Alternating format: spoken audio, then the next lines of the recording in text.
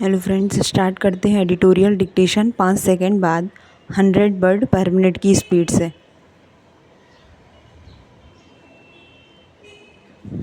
Start.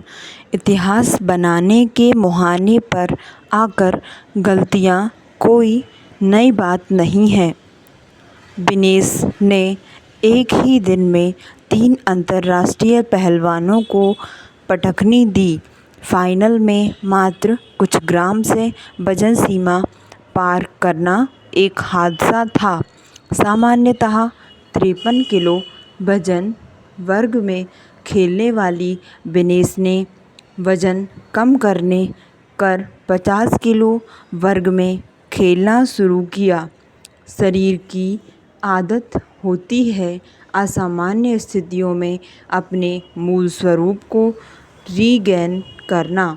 कितना दबाव होगा? 8 से 10 घंटे के अंतराल में तीनों बाउट्स, और वह भी कुश्ती जैसे श्रमसाध्य खेल में लगातार जीतना, और फिर अगले दिन फाइनल। हर्षितिरेक भी कैलोरी इनटेक में उत्प्रेरक का काम करता है। यह भी संभव है कि डाइटिशियन का आकलन गलत हो गया हो। हालांकि विनेश ने रात भर कसरत की। हाँ, जिन बातों पर इस खेल के नियम बनाने वाली संस्था को ध्यान देना होगा वे हैं: क्या एक दिन में कुश्ती जैसे व्यक्तिगत द्वंद्व में 3 अंतर्राष्ट्रीय मैच का नियम सही है? क्या सेमीफाइनल व फाइनल के बीच कम से कम 2 दिन का गैप नहीं होना चाहिए, जैसे अन्य खेलों में होता है, ताकि ऐसे छोटे वजन परिवर्तन को खिलाड़ी दुरुस्त कर ले? और एक खिलाड़ी अगर बाकी मुकाबलों में वजन वर्ग के पैमानों पर सही है तो उसे क्या उन मैचों में जीत का मेडल नहीं मिलना चाहिए? विनेश, देश को आप पर नाज है। खुद को बचाने के लिए भुगतान की जाने वाली राशि को मापता है।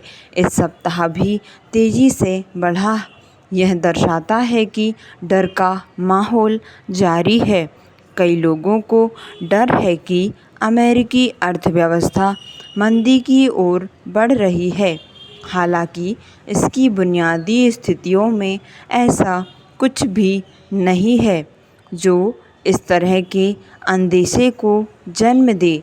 ये सच है कि पिछले सप्ताह की जॉब मार्केट रिपोर्ट उम्मीद से कुछ कमज़ोर थी, लेकिन 4.3% की बेरोजगारी दर इस बात का संकेत है कि अमेरिकी अर्थव्यवस्था की बुनियाद मजबूत बनी हुई है।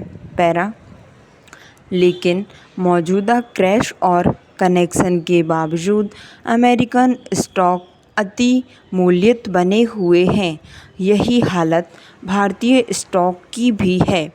इस सप्ताह हमने बाजार में जैसी उथल पुथल देखी, वह अगले सप्ताह भी जारी रह सकती है।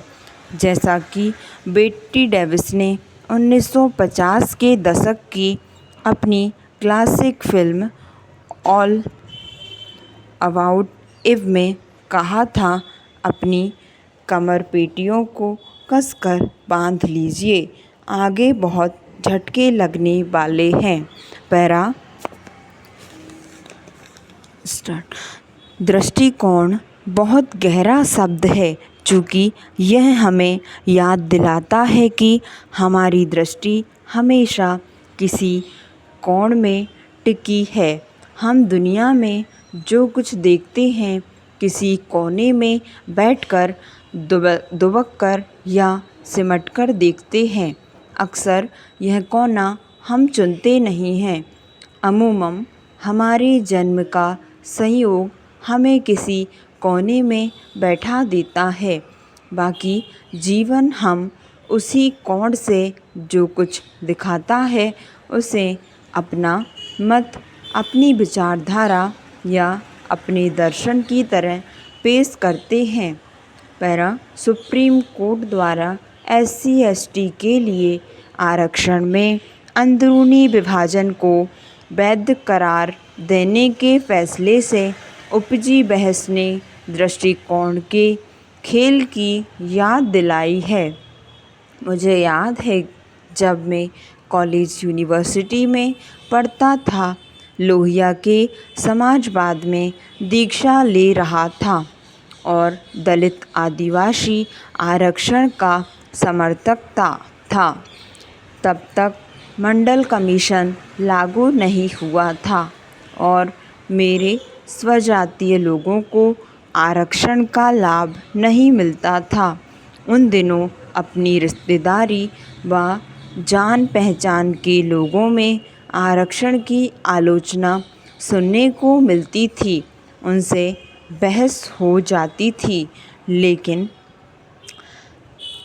मंडल कमीशन लागू होते ही आरक्षण के बारे में उनकी दृष्टि बदलने लगी। अब वे सामाजिक न्याय की बात करने लगे।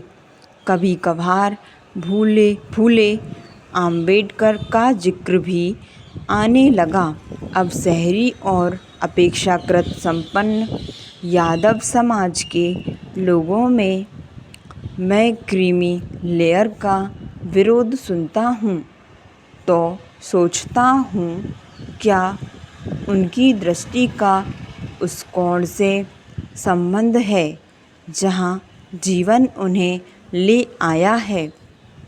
पैरा आरक्षण में वर्गीकरण के मामले में दृष्टि के 3 अलग कोण हैं। पहला कोना तमाशबिनों का है।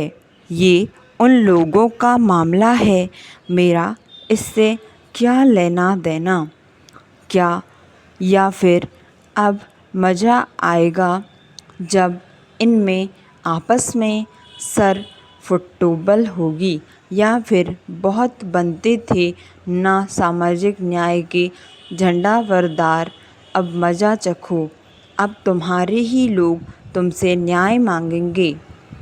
यानी मियाँ की जूती मियाँ के सर। इस मुद्दे पर मीडिया की दृष्टि में अक्सर यही कोण दिखाई देता है। या तो अज्ञान है या उदासीनता, ये दोनों ही मानो मैतेई कुकी विवाद पर चर्चा हो रही हो या यूक्रेन रूस युद्ध पर। यह एक औपनिवेशिक दृष्टि है, जैसे मलिक अपने गुलामों के झगड़े को देखता है। दूसरी दृष्टि दलित समाज के उस हिस्से की है जिसे अब अगड़ा बताया जा रहा है और जिसे इस फैसले का पीड़ित बनाया जा रहा है। जाति व्यवस्था और छुआछूत के दंश के शिकार इस दलित समाज का एक छोटा सा तबका किसी तरह आरक्षण के सहारे खड़ा है। आरक्षण के उसके अपने हिस्से में बंटवारे की बात सुनकर वह चिंतित है। उसकी चिंता बनी रहे, इसका इंतजाम करने के लिए नेता तैयार खड़े हैं। कोई उन्हें यह नहीं बता रहा है कि आपका कोटा छीना नहीं जा रहा है, आपकी आबादी के अनुरूप ही आपका हिस्सा बना रहेगा।